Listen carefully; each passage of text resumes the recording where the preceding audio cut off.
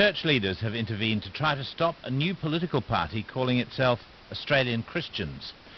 The party has already registered nationally and in 2 states, and it's running a candidate in the Victorian by-election for the seat of Melbourne.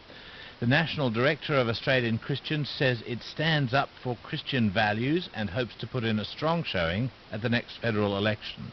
But the Victorian Council of Churches says it's astounded that the party's been allowed to register a name which implies that it represents an entire faith.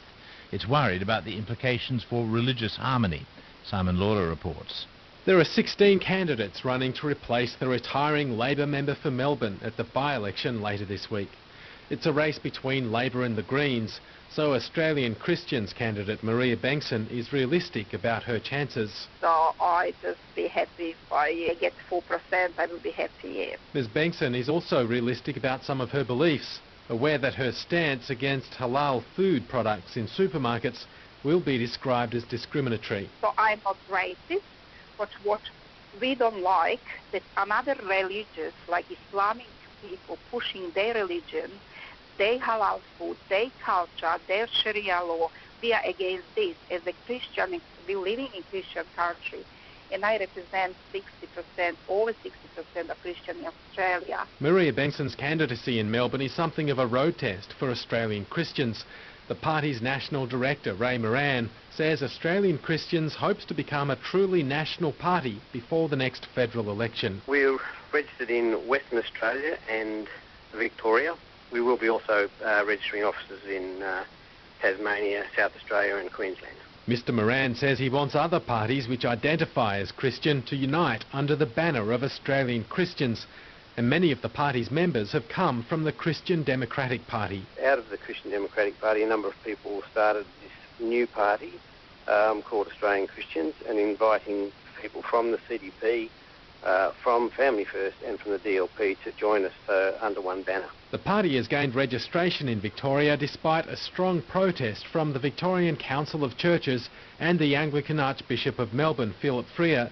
Dr Freer wrote to the Victorian Electoral Commission raising concerns for religious harmony if a party were allowed to use the name Australian Christians.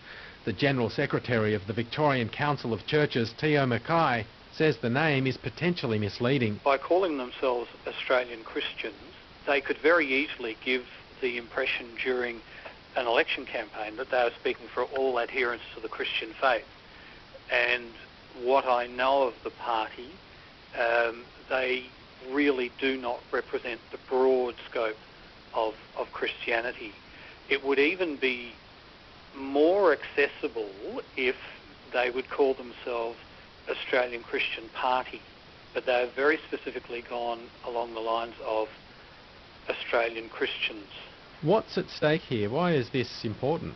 There is such enormous diversity in the Christian community, and to have one element, one political party appearing to say that they are representing the entirety really does create some problems in the area of how the church is perceived.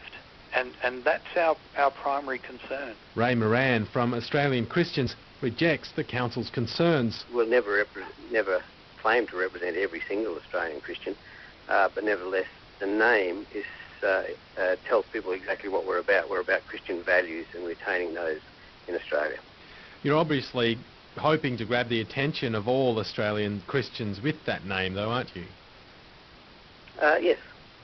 We'll certainly grab their attention. Doesn't necessarily mean we'll grab their become members, but our target is to try and get 100,000 members by the time the election comes around. The Victorian Electoral Commission also rejected the protest about the name, telling the Victorian Council of Churches that names can only be disallowed if they're too long, obscene, or are likely to be confused with another party. The Electoral Commission's General Secretary, Teo Mackay, says the Electoral Commission pointed out the Council of Churches could take its protest to the Victorian Administrative Tribunal. To say that I was surprised doesn't quite cover it. I was quite amazed that the grounds under which it's possible to object are so narrow. Is this the end of it? Well, it would seem to be. The Administrative Tribunal can only work with the law as it stands, It can't write law for us. So that would seem to be something of a dead end. The General Secretary of the Victorian Council of Churches, Theo Mackay, ending that report from Simon Lauder.